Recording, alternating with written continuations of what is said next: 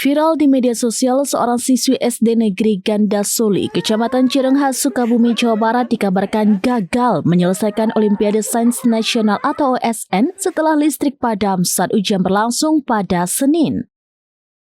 Menurut keterangan keluarga, gangguan listrik terjadi saat ujian memasuki menit ke-32 dan berlangsung lebih dari 4 jam. Akibatnya, koneksi internet sekolah terputus sehingga peserta tidak dapat melanjutkan pengerjaan soal hingga waktu ujian berakhir. Peristiwa tersebut disebut juga berdampak pada sejumlah sekolah lain di wilayah sekitar. Setelah kejadian itu menjadi perhatian publik, perwakilan PLN Sukabumi mendatangi keluarga siswi untuk menyampaikan permohonan maaf atas pemadaman listrik yang terjadi. Kejadian ini kembali memunculkan sorotan terkait kesiapan infrastruktur dalam pelaksanaan ujian berbasis online di sekolah.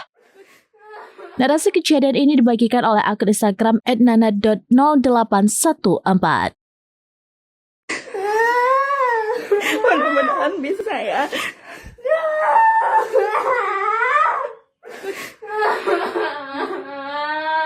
Download Tribun X sekarang.